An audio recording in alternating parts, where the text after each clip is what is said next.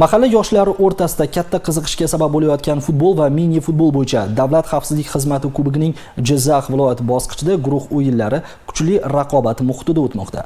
Jamoalar ayni kunlarda ikkinchi tur o'yinlarini yakunlash arafasida.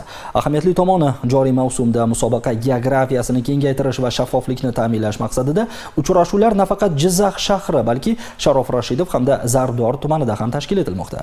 Navbatdagi lavhamiz orqali B guruhi vakillari Jizzax shahri va Paxtakor tumani jamoalari o'rtasida kechgan o'yinlar haqida so'z boradi.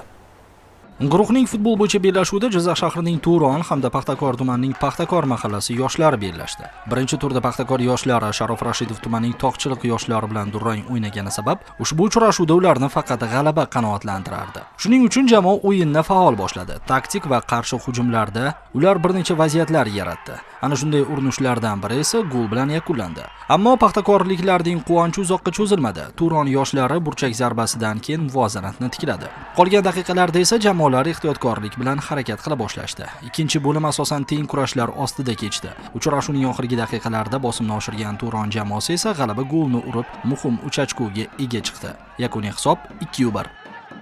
Mini futbol bo'yicha bahslarda esa Jizzax shahrining Qaliya va Paxtakor tumanining Dilorom mahallasi yoshlari bellashdi. O'yin keskin kurashlarga boy va tomoshabob o'tdi. Jamoalar o'z vaziyatlaridan unumli foydalanishdi. Birinchi bo'lim 2-2 hisobi bilan yakunlandi. Ikkinchi 20 daqiqalikda esa birgina gol bahs taqdirini hal qildi. U esa Paxtakor tumani vakillari tomonidan qarshi hujumda kiritildi. Yakuniy hisob esa 3-2 ko'rinishini oldi va paxtakorliklar muhim 3 ochkolik bo'lishdi. Birinchi o'yinda g'alaba qozona olmadik. Shu jihatdan bugungi o'yinga hamma bolalar yaxshi tayyorgarlik ko'rdi va g'alaba qozondik. Bu yil hamma jamoa yaxshi tayyorgarlik ko'rmoqda. Shu jihatdan faxrli o'rinni egallashimiz kerak.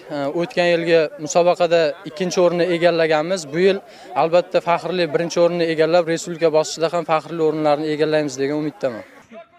Yangi haftadan musobaqaning C va D guruhida ikkinchi tur o'yinlari bo'lib o'tadi.